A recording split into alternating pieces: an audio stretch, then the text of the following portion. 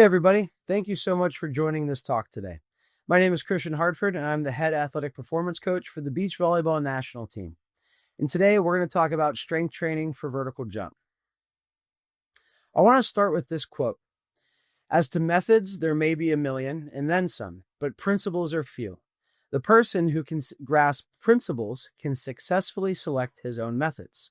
The reason I start with this quote is because today's talk is not going to be a prescriptive presentation, which means I'm not going to just tell you how to jump higher. What I want to do is introduce you to concepts and principles of strength training that has helped our athletes and will help you jump higher. And then hopefully, whenever you are working with your coach or your trainer, you can select your own methods in your own programming that fits you the best so that you can jump higher. The question we need to start with, why do we train? Think about that for a second. Why do you train? Well, right off the bat, you may think of these three words. You want to become stronger, you want to move faster, and you want to jump higher. And this is 100% correct. This is what all athletes want. And how we look at it on the senior level is this kind of summation statement. More force at a faster speed relative to body weight. For jumping, you want to apply more force into the ground at a faster speed relative to your own body weight so that you can move your body higher in space.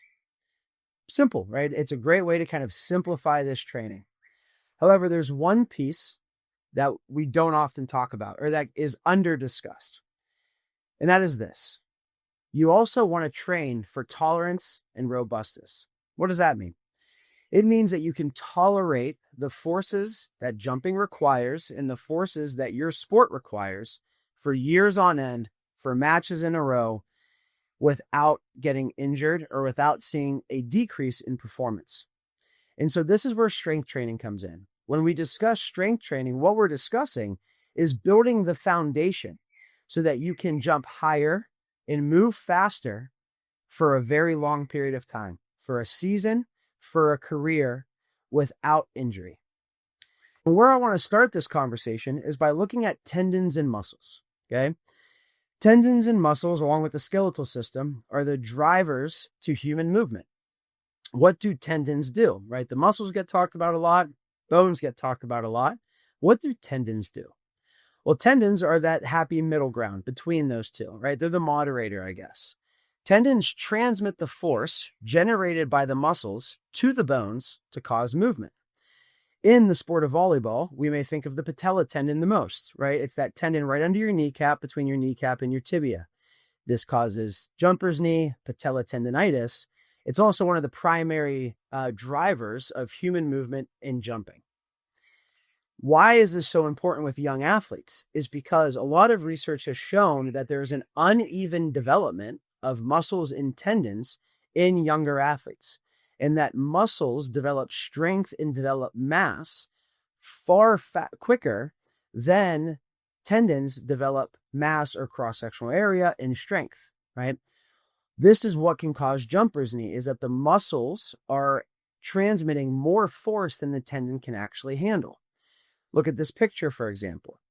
If your muscles and tendons don't have the ability to absorb force, okay, or if your tendons don't have the ability, you're going to land much stiffer, okay? Well, what this is actually doing is it's applying more force to the tendon because your muscles aren't really doing a lot of work here. It's mainly going to be on your joints, your Achilles, your patella tendon right here. As we strength train, okay, and we'll get into this in the plyometric presentation as well, what we're going for is giving the body the ability to absorb higher levels of force, both muscular and in the tendons, and hopefully get into this landing position. With this landing position, the muscles are absorbing force that the tendon can actually handle. So this is a much safer landing position, okay? Again, this is just an example to look at the difference between the muscles and the tendons and how those are working together. So now the question becomes, how do we load the tendon? How do we strengthen the tendon so that we can be stronger, move faster, and jump higher more consistently for a whole season and for a whole career? And the answer is simply you have to load the tendon. Tendons love load. And so let's get into the principles that revolve around loading the tendon and getting stronger overall. The first one is multi-joint movements, compound, more athletic-based movements. Second is isometrics, holding a position and driving out. The third is eccentrics, a slow descent and then getting out of that. We will get into these videos later for more clarification. And the last way is full range dynamic strength. So let's get into multi-joint movements. What do I mean by this? Okay, I mean that at any given time, we are moving multiple joints in full body movements, okay? And we're taking a balanced approach of this. We want to have a balanced approach between bilateral and unilateral, which means 2 feet versus 1. We want a balanced approach between hip dominant and knee dominant. You can see some examples there. Hip dominant being a deadlift or RDL, knee dominant being really any squat variation. For the unilateral side of things, we're looking at hip dominant being a single leg RDL versus a knee dominant being a forward lunge or a dumbbell step up. The other principle that I have to emphasize here before we get into the videos and before we get into specifics is technique over output. The better you move, the more often and the more load you will be able to move at a faster rate. So if you focus on dialing in your squat technique first, then you will see that your strength will increase faster and you will stay healthy during your training, as opposed to if you're just chasing numbers or weight on the bar, or if you're just chasing speed, if you're doing any sort of speed-based training, okay? Technique over output always, because if you dial in the technique, the output will increase in the end.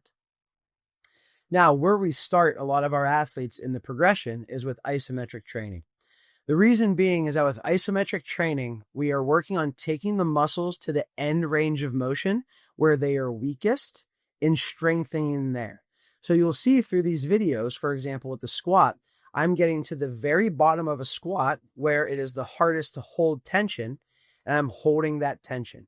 RDL, I'm getting to the very stretched position of the hamstring, and I'm holding that tension. Rear foot split squat, the very bottom where I am weakest and hardest to hold tension, and I'm doing that. I'm holding that tension. We start about 5 seconds in these positions, and we're working 3 to 5 reps per set. You can go anywhere from 4 to 6 seconds as well with this. But again, this is where we start all of our athletes. The reason we do is to generate strength at the weakest ranges of motion. And you can see in these videos, like I said in principle 1, there's a balanced approach between unilateral and bilateral training. The next principle is eccentric training. What we're doing here is we're trying to improve the joint and muscular control through full ranges of motion. Eccentric training helps with the ability to absorb forces.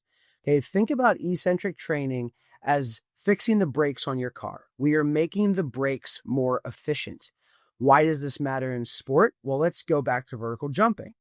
If I'm coming horizontal on my steps to an approach jump, well, right when I want to change in order to go into a vertical jump, I have to absorb a lot of forces in order to go horizontal to vertical. The more efficient I am at absorbing those forces, then the more force I can put into the ground to get vertical. Go back to the first slide, more force at a faster speed relative to body weight. Eccentric training ensures that there is less leakage of forces as I am changing direction. If we're just doing a standing vertical, it is going down to up. When I change direction, we are leaking less forces so that we can put more force into the ground and propel higher into the air. The next step is eccentric training, the ability to absorb force. The last piece of this is full range dynamic strength. Okay, so we already improved the strength of muscles at the weakest ranges of motion with isometrics. We improve the force absorption ability with eccentric training. Okay, and so we kind of broke down the movement, and now we're putting the movement back together. Okay, we've built the foundation, and now we are making sure that foundation is strong. And then the very last step with the dynamic training is we're building the house. We can finally get to the fun stuff, right?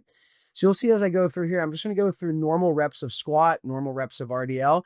At the very end of this video, I'm going to be doing some very dynamic effort. You can see me drop into a squat and drive out, and I actually finish through my toes, right? I'm not getting off the ground, but I'm making sure I fully extend and finish the rep.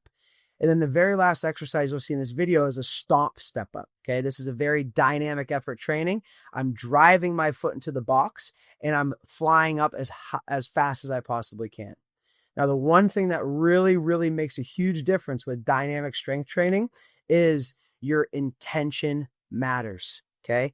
Again, we have built the foundation with our isometrics and our eccentrics. Now we're getting into our dynamic, right? And this is where we have built the tolerance of our body with the first two. Now we're really focusing on jumping higher and becoming faster and more powerful, which is why your intent to be the most powerful athlete possible every single rep really matters with dynamic strength training. You got to finish the rep and you got to move fast. So let's go over what we learned today, okay? We learned principles today. We did not learn exact methods. We learned principles, okay? One principle, tendons love load. You got to load your tendon.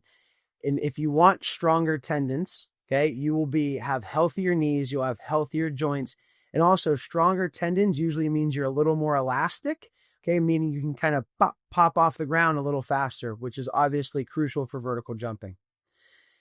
Technique over output. You have to focus on proper technique, because if you do that, then your output will increase in a healthy, safe way as you go through your training progressions. And remember, let's simplify all of this with this statement: more force at a higher speed relative to body weight.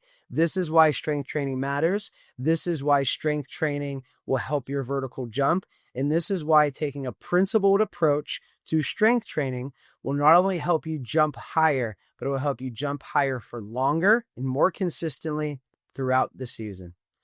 You can see my email there, christian.hartford@usav.org.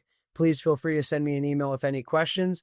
I hope you enjoyed this, and I hope that you can now take these principles to your coach, to your trainer, and I hope that you can start a training progression and training protocol so that you can start jumping higher and having fun with it. Thank you so much.